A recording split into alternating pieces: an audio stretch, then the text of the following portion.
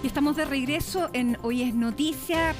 Y a esta hora, como les informábamos hace algunos instantes, ya conocimos cuál fue la decisión del octavo Juzgado de Garantía de Santiago, prisión preventiva para Jorge Valdivia, 90 días dura la investigación. Conocimos algunas declaraciones de su abogada defensora, apelará a esta medida cautelar y estamos esperando también que hable la Fiscalía, pero queremos conocer también qué es lo que corresponde investigar en este tipo de casos, por qué uno se diferencia de otro en relación a Manuel Monsalve, y estamos con el abogado Ignacio Pinto, ex fiscal y además académico de la Universidad Finisterra. Ignacio, gracias por estar con nosotros aquí. Muy buenas tardes. Buenas tardes, Matilde, encantado pues.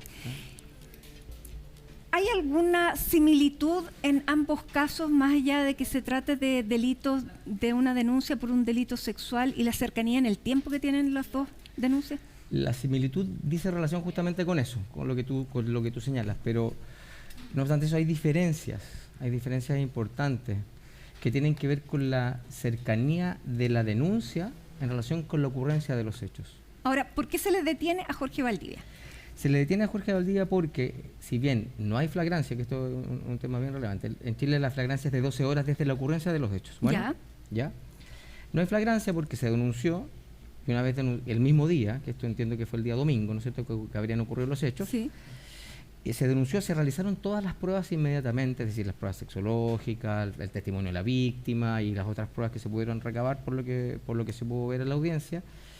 Y luego lo que ocurre es que, dado que existían antecedentes relevantes a juicio de la Fiscalía, se pide una orden de detención. ¿Okay? Ya, porque si no, no era necesaria la orden de detención si hubiera sido en flagrancia. Exactamente. Si esas mismas pruebas se obtienen dentro de esas 12 horas, se puede detener en flagrancia, pero siempre dentro de 12 horas. Ya. Pasadas esas 12 horas, se puede generar, y se generó en este caso específico, una orden de detención. Ya, pero eso tiene que acreditarse con las pruebas correspondientes. Sin duda, con medios de prueba relevantes. Y es muy importante en los delitos sexuales, las pruebas sexológicas tienen que ser, ojalá, muy cercanas a la fecha de ocurrencia de los hechos. Mientras más tiempo pase, hay mayor posibilidad de que esas pruebas se pierdan, y las sexológicas, las toxicológicas también son de relevancia importante. Ahora, ¿por qué en este caso está involucrada una jueza de flagrancia? Si no fue en flagrancia. Porque la orden de detención se pide normalmente, especialmente a la juez de turno. Ah, ok. Entonces la juez de turno es quien decide, o el juez de turno, digamos, es quien decide sobre una orden de detención. Me da la idea, que no tengo la información exacta, pero me da la idea que puede ser incluso una orden de detención verbal, que puede ser perfectamente pedida por teléfono con todos los antecedentes que hay, y luego se respalda por escrito con un documento que se le envía al tribunal. Ya, por lo tanto, había antecedentes, había pruebas y hay ahí una orden. Sin embargo, Jorge Valdivia argumenta, lo dice en una declaración y ahora también su defensa, que fue una relación consensuada, una relación sexual consensuada.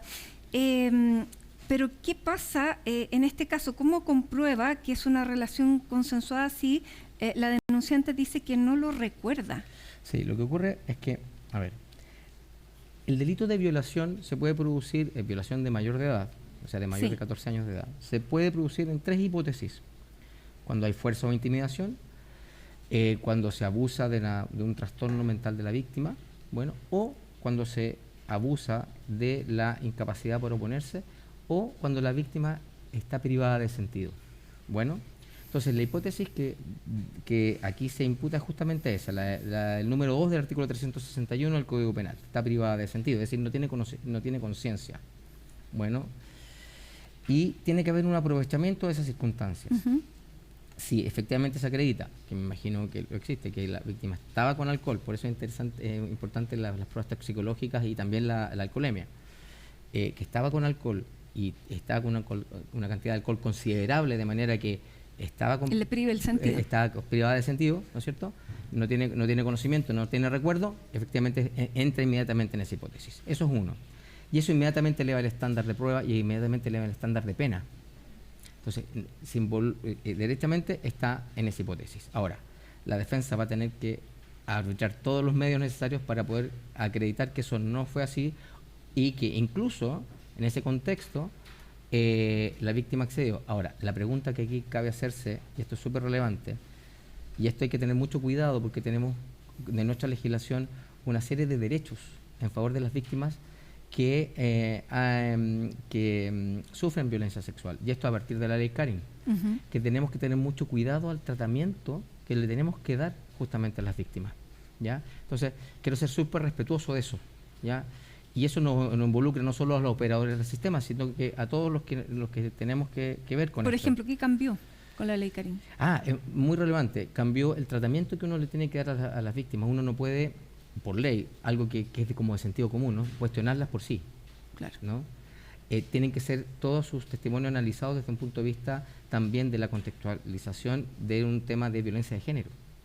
¿Okay? Tienen que, además, la obligación, y esto es muy relevante en este caso, específicamente la Fiscalía Oriente, que es justamente este caso, donde tienen políticas específicamente orientadas a la violencia de género, en el desarrollo de las investigaciones. Tienen que estar siempre, realizarse todas las diligencias con presteza, con rapidez, para evitar la revictimización. Claro. Y la victimización secundaria. Vamos a ir precisamente con Felipe Gallardo y con la fiscal de flagrancia, que en estos momentos está dando su declaración, Andrea Contreras. Chicos, de uno. Hablen de uno. Me imagino que existe conformidad con la resolución de la Ya, jueza. no, espérense, pongamos orden porque... Ya, sí, ya, vamos ¿Se van a pasar un poco de honor para poder hablar? La fiscal va a responder sus preguntas, pero de a uno, por favor, ¿ya? Fiscal, si nos puede dar a conocer los antecedentes que ustedes mostraron. Los antecedentes de las causas de esta naturaleza, un delito de naturaleza sexual, como es conocido, son de carácter reservado. Por algo se pide que la prensa salga desde la sala, porque se ventilan muchos detalles que, para no victimizar a la persona que denuncia, digamos que en este caso es la víctima, valga la redundancia de las palabras, precisamente se mantienen en reserva estos antecedentes y no va a ser esta la ocasión en que yo los pueda divulgar. Lo que sí puedo señalar es que la magistrado acogió los argumentos que dio la Fiscalía, ¿no es cierto?, en atención a que el imputado era un peligro para la seguridad de la víctima, de que efectivamente se había cometido un delito, que este delito había sido cometido por la persona en la cual teníamos como imputado y el cual formalizamos, y se acoge la prisión preventiva porque precisamente se considera que él es un peligro para la seguridad de la sociedad y un peligro para la seguridad de la víctima, atendido el delito cometido. Fiscal, en términos generales, ¿qué tipo de pruebas es la que logró recabar la Fiscalía en aproximadamente unas 48 horas para fundamentar la denuncia rápida que realiza la víctima? Claro, estamos muy cerca del plazo de flagrancia, eso permite que ella vaya hasta el servicio médico legal, que se hagan las pruebas que son las características de este tipo de causa: servicio médico legal, peritaje sexológico, declaración de la víctima, declaración de testigos y recolección de cámaras.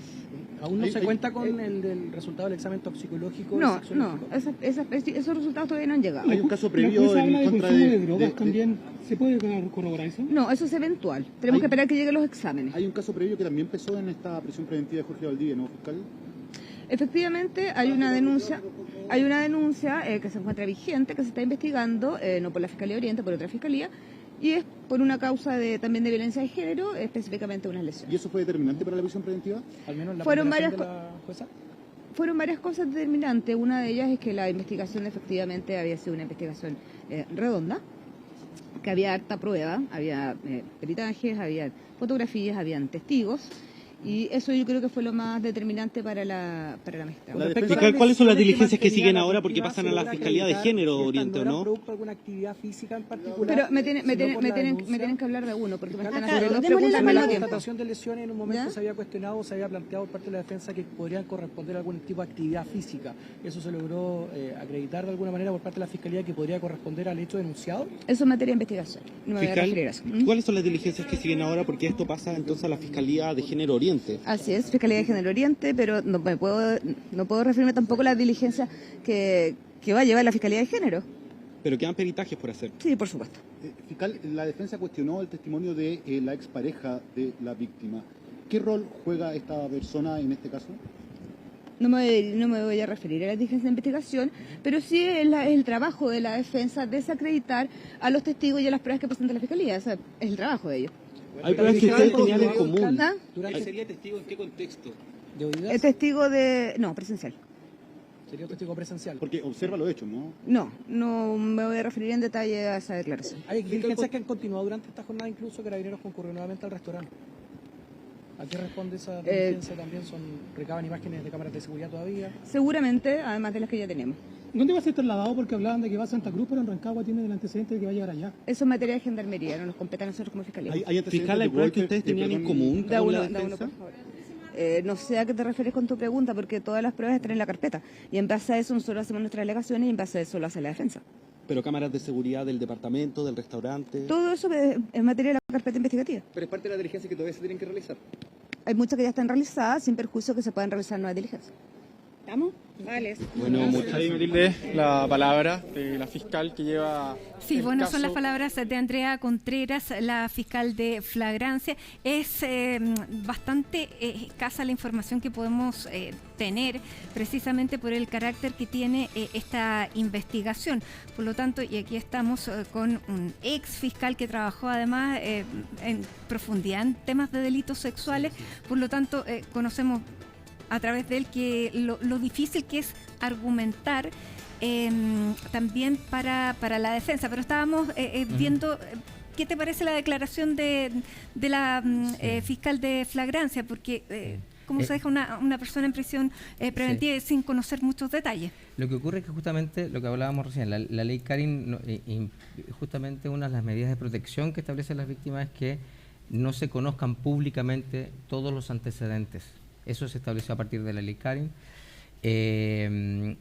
y justamente por el sentido que tiene es evitar la revictimización. Ahora, evidentemente, un juez de garantía que ha analizado todos los antecedentes sin conocer el detalle, lo mismo nosotros, ¿no es verdad? ¿No es verdad? Y deja en prisión preventiva por peligro para la seguridad de la sociedad, a lo menos tiene que tener antecedentes justificados para hacerlo, no lo puede hacer de una manera arbitraria, por lo tanto podemos presumir que antecedentes existen. Claro, ella, la fiscal hablaba que efectivamente hubo declaración de la víctima, pruebas en el servicio médico legal, testigos, revisión de cámaras y están todos esos elementos que permiten entonces a la jueza de flagrancia determinar ese plazo de investigación y esa medida cautelar.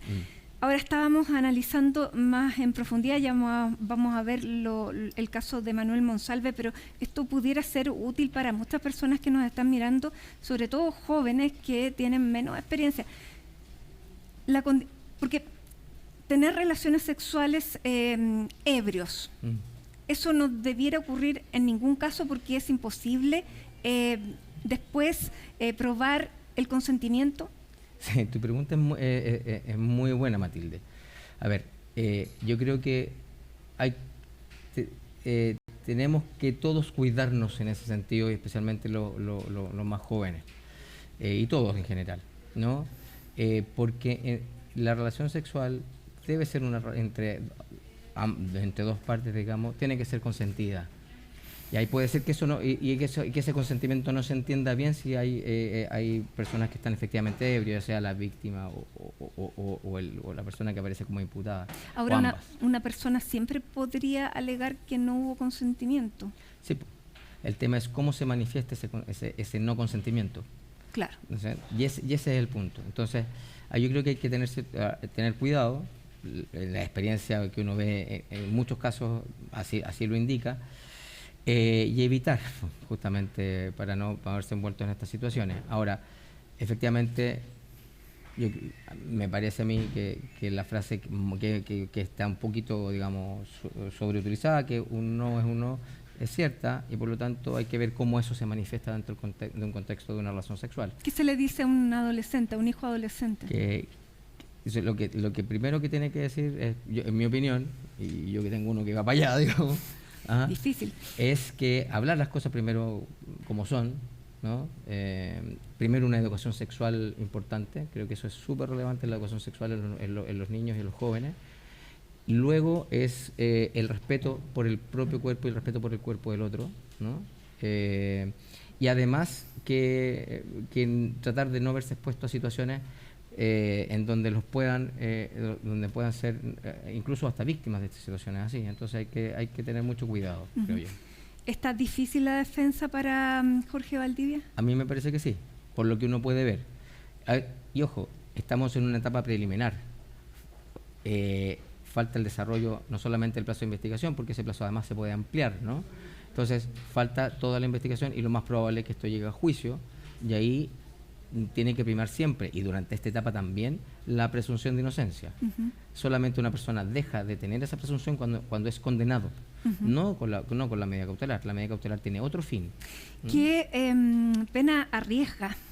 Sí, la pena del delito de violación de mayor de edad parte en 5 años y un día hasta los 15 años. Entonces, es una pena alta. Una pena alta y un día hace imposible que se rebaje. Puede rebajarse ¿sí?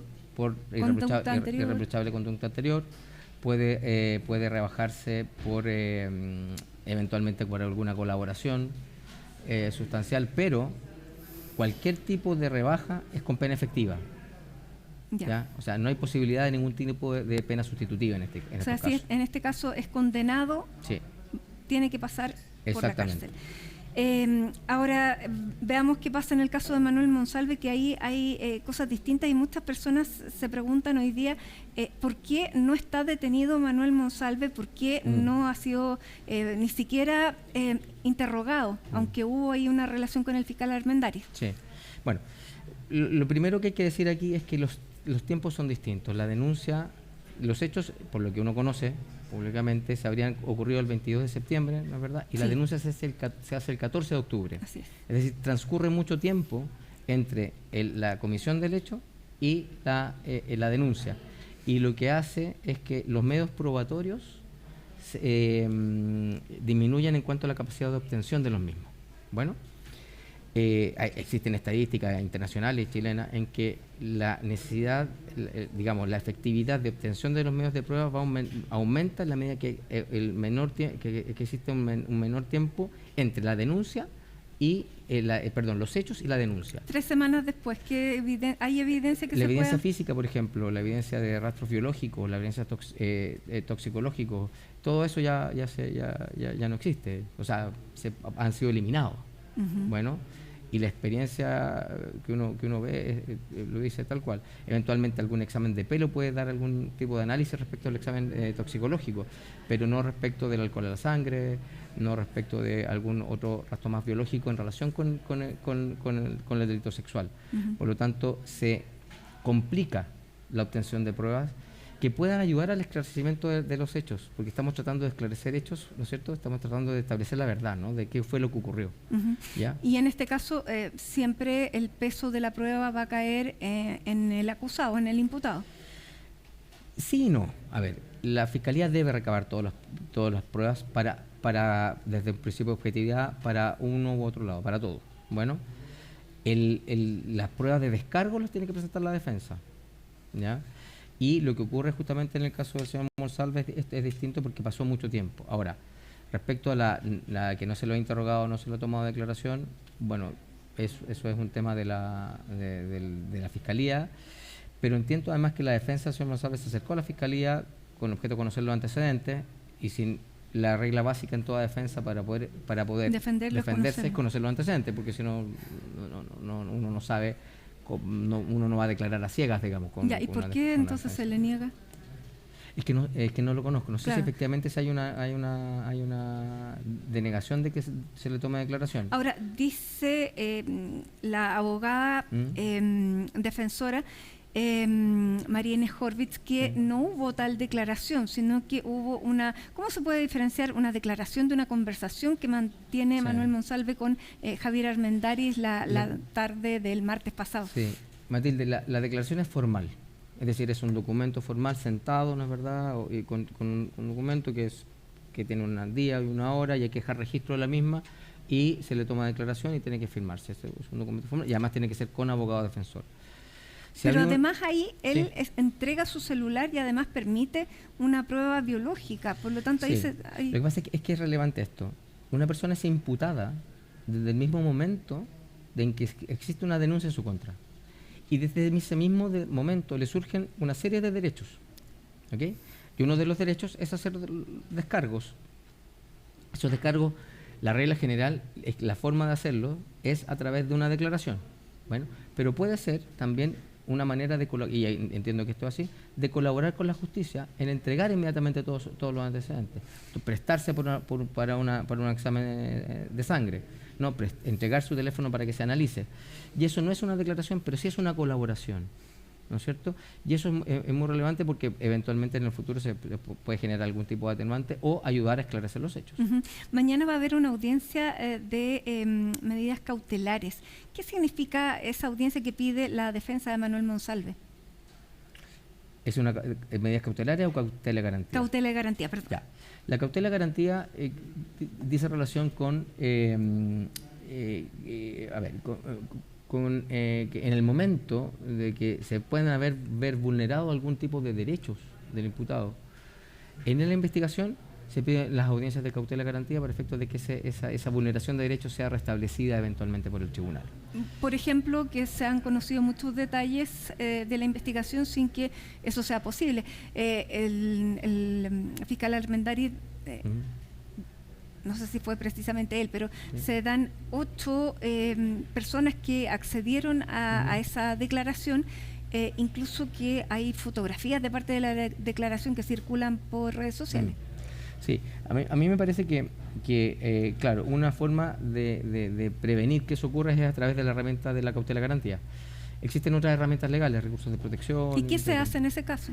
El tribunal puede eventualmente restringir, la verdad que restringir eventualmente a la fiscalía, porque la orientación de la cautela garantía tiene que ver con la actuación de la, claro, tiene que ver con la actuación de la fiscalía.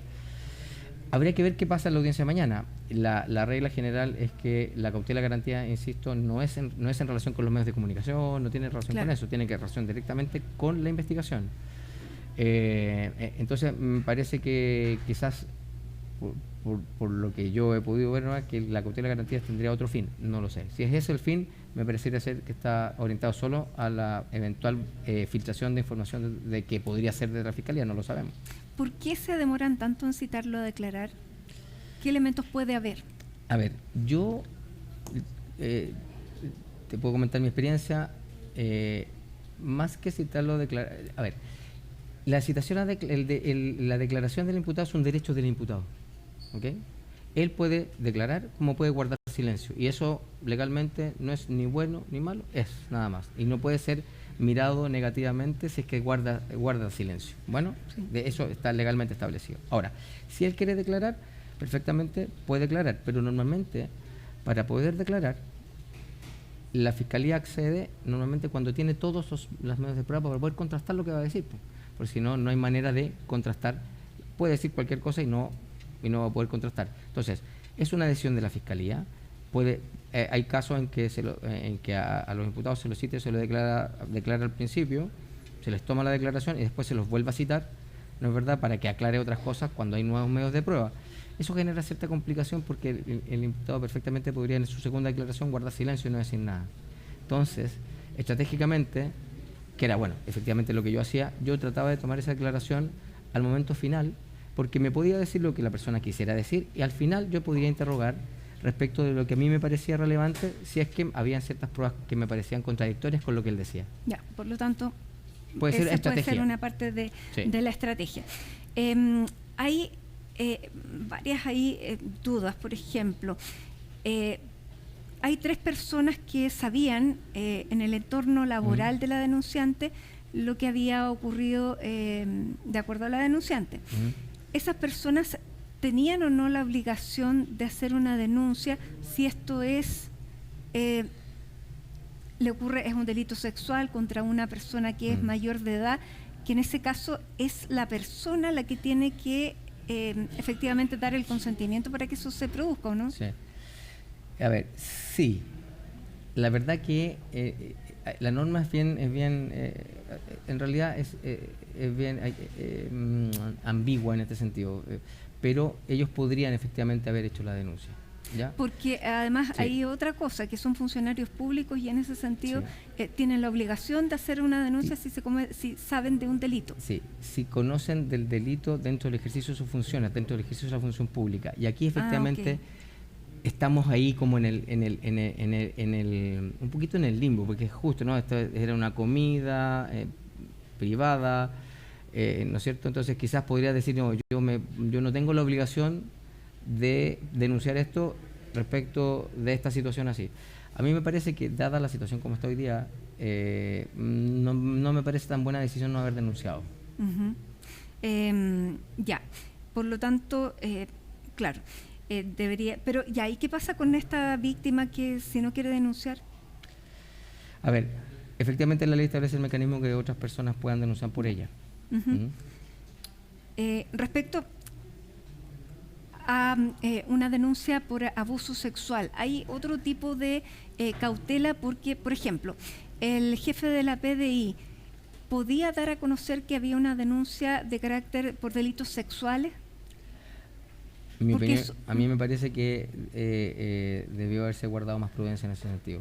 Haber dado a conocer, tu pregunta dice relación con derechamente hablar con la autoridad de gobierno. Exactamente.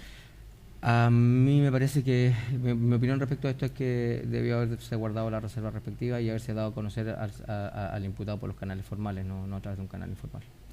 Ya, por lo tanto, si había algún deber de, digamos, frente a su superior jerárquico de dar a conocer una información relevante, solo podía llegar hasta que está siendo investigado por un delito grave. Sí, o sea, puede ser, pero me parece que ahí quizás hablemoslo bien, ¿no? Como pensemos bien, fue un exceso de celo.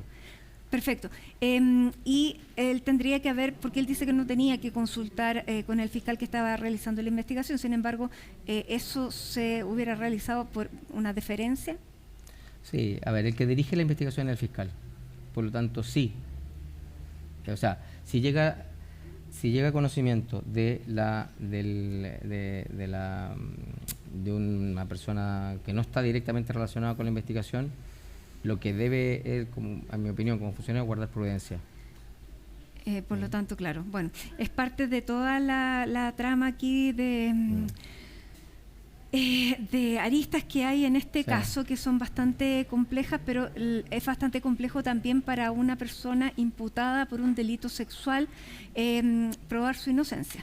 Es complejo, es muy complejo, especialmente en los casos que estamos hablando, porque al final se transforma en una versión de uno y otro, ¿no? Por lo tanto, las pruebas indiciarias y pruebas, digamos, que se puedan ir obteniendo que no sean directas son súper relevantes para ir sopesando, para que el fiscal y eventualmente un juez sopese realmente y pueda ayudar a determinar qué fue lo que pasó. Bien, Ignacio Pinto, ex fiscal, abogado, muchísimas gracias por estar aquí en CNN Chile aclarándonos las dudas de casos que parecen similares, pero que son bastante distintos en el fondo. Muchísimas gracias. Gracias a ti. Y a esta hora de la tarde, cuando son las 7:15, hacemos un alto y miren, les mostramos los cielos de la capital absolutamente cubiertos, 15 grados de temperatura, posibilidad de chubascos dentro de las próximas horas. Partió con tanto sol, sospechábamos, incluso desconfiábamos de este pronóstico, pero ahí están las nubes y la baja de temperatura y, por cierto, la posibilidad de precipitaciones. Nos vamos a la pausa y ya estamos de regreso.